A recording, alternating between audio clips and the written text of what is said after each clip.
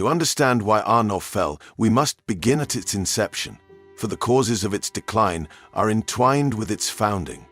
Arnor was established in 3320 of the Second Age by Elendil the Tall, High King of the Dunedain, following the catastrophic destruction of Numenor. Elendil brought with him the faith of the Numenorians loyal to the Valar, the knowledge of the ancient world, and the sacred relics of Numenor, including the Palantiri and the scepter of Anúminas. Arnor was a land of hope, a vision of Numenor renewed, where the wisdom of the Eldar and the strength of men might be preserved. Yet this very legacy harbored the seeds of division and ruin. Elendil established his capital at Anúminas, a city that would later become a symbol of lost glory. Though Arnor was vast, its population was sparse compared to its sister kingdom of Gondor, which flourished in the fertile lands of the south. This disparity in resources set an ominous tone. Even in its early days, Arnor was overshadowed by Gondor's wealth, military might, and geopolitical significance. This disparity would become more pronounced as the centuries passed, creating a sense of rivalry, though muted at first, between the northern and southern kingdoms. When Elendil fell in the siege of Barad-dûr, his sons Isildur and Anaddur took up his legacy. Isildur, after the loss of his father, brother, and eldest son in the War of the Last Alliance, became the High King of the Dunedain. But his tragic death in the Gladden fields left a wound upon Arnor that never truly healed. His sole surviving son, Valandil, was a child when he ascended to the throne of Arnor, and this period of weak kingship laid the groundwork for later strife. Hidden within the tale of Arnor's early years is an overlooked truth. The shadow of Numenor's downfall still lingered in the hearts of the Dunedain. While they had fled the corruption of Ar-Pharazôn's regime, the divisions among the faithful persisted. Numenor's history was one of schisms, and the exiles brought with them not only wisdom and resilience, but also mistrust and pride. This latent discord sowed the first seeds of Arnor's fragmentation. The lack of centralization in Arnor's governance was another flaw. Unlike Gondor, whose cities and fiefs were bound tightly under the stewardship and military might, Arnor's vast territories, stretching from the Weather Hills to the northern arid Luin, were governed loosely. Regional lords in places like Fornost, Cardolan, and Rudor held considerable autonomy. This decentralization, while initially practical for such a sprawling realm, created fertile ground for dissent and ambitions. And then there is the question of pride. The Dunedain of Arnor considered themselves the heirs of Elendil's nobility and wisdom, and this arrogance would eventually blind them to their vulnerabilities.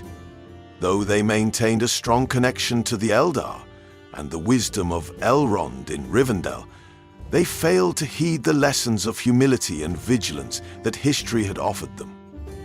The kingdom was grand in vision, but precariously balanced, dependent on a unity that proved all too fragile.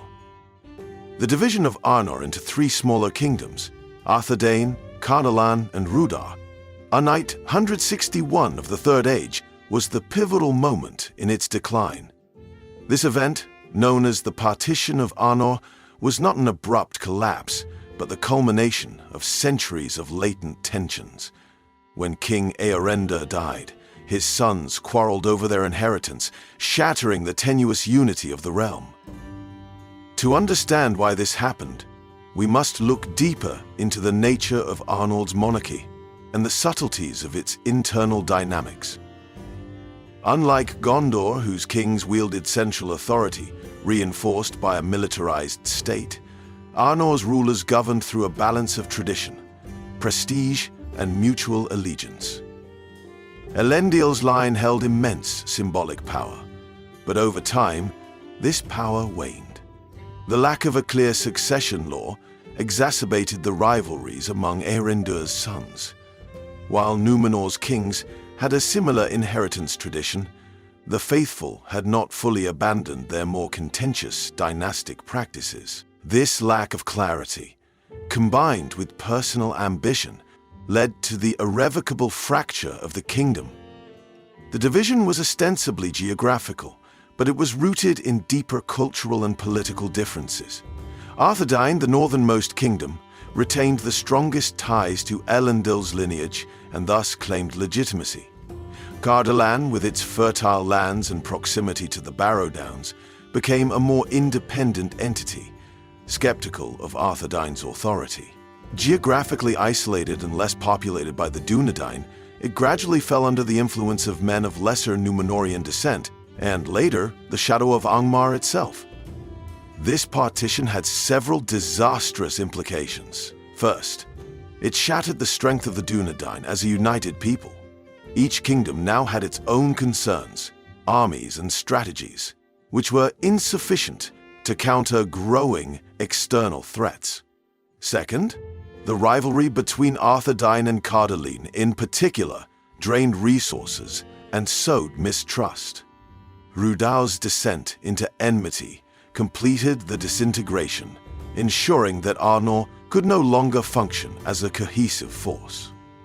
It is here that we must consider a less obvious but profound consequence: the weakening of Arnor's spiritual and symbolic unity.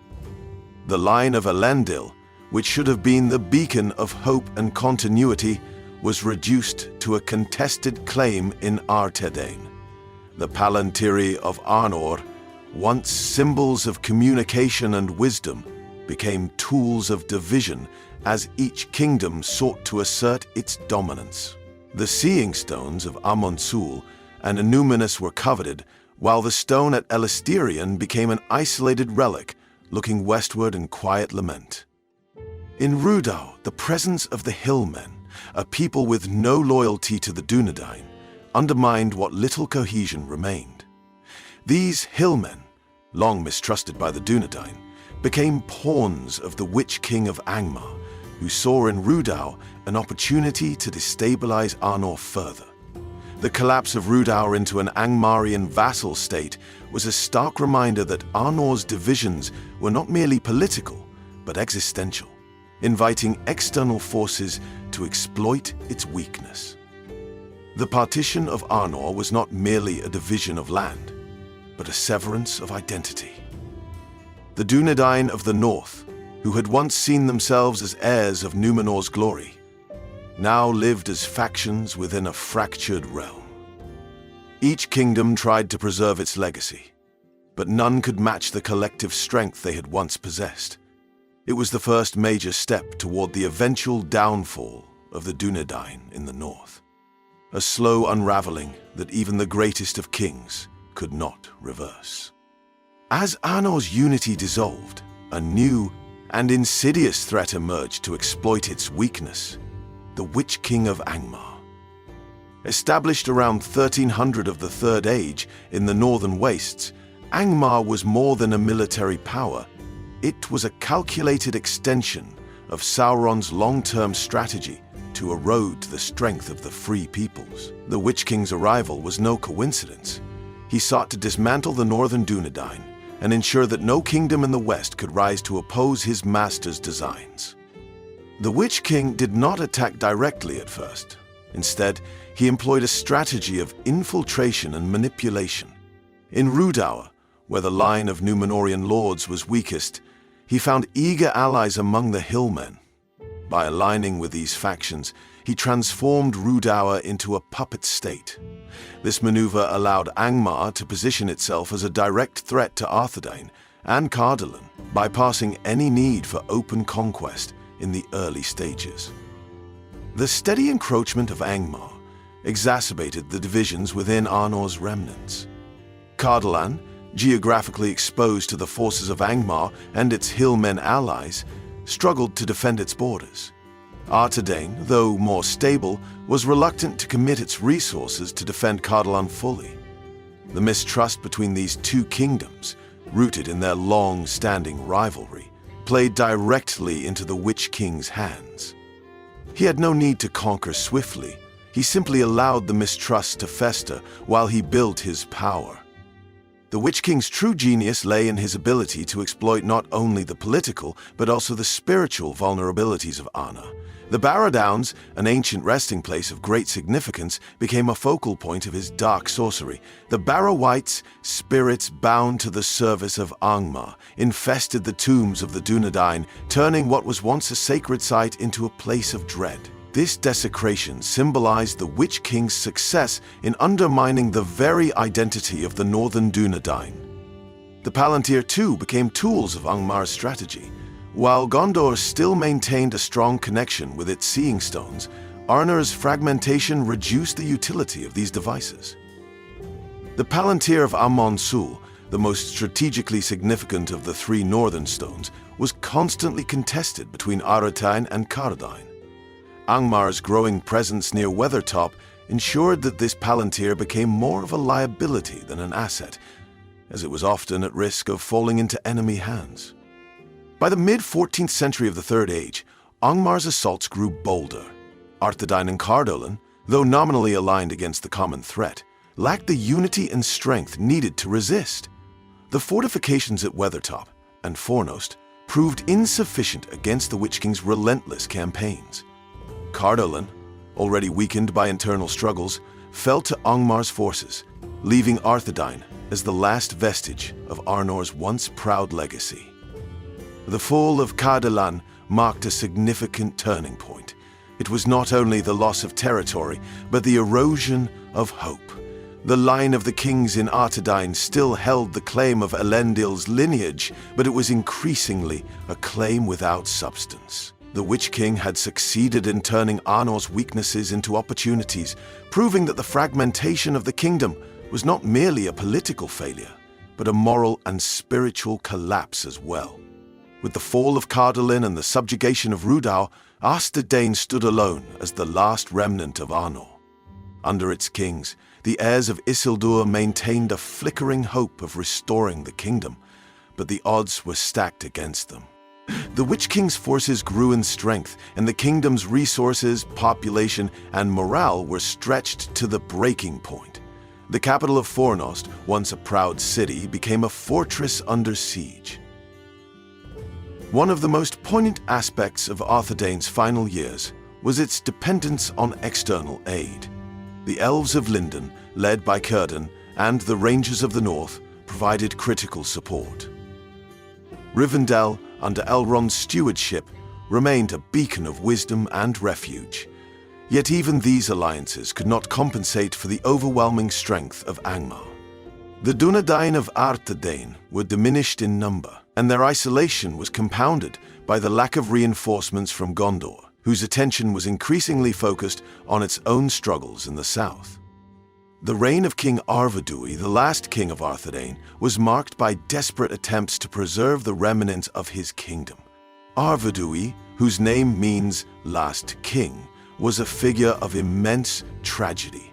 He sought to unify what remained of Arnor by claiming the throne of Gondor after the death of King Ondor, as his descent from Elendil as his right. However, the claim was rejected by Gondor, whose stewards feared the logistical impossibility of uniting the north and south while both regions were under siege. This rejection was more than a political decision. It symbolized the final severance of the northern and southern Dunedain. Gondor's denial of Arvedui's claim signified that Arnor's struggle was now entirely its own. This isolation only deepened the existential despair of Arthedain, as even their closest kin in Gondor could not or would not aid them. The final blow came in 1974 of the Third Age, when the Witch King launched his ultimate assault on Fornost. The city, known as Norbury to its inhabitants, fell after a brutal campaign. The remnants of Arthedain's people fled westward, seeking refuge among the elves of Lindon. Arvedui himself fled north to the icy wastes of Foroshel, carrying with him 2 of the remaining Palantiri. There, he met his doom, lost at sea when his rescue ship sank beneath the freezing waves.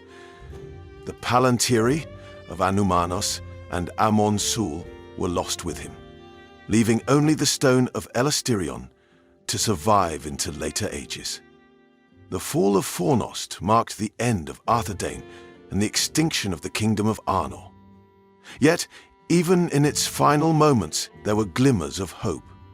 The Dunedain of the north became a wandering people, led by the chieftains of the Dunedain, who preserved the line of Isildur in secret.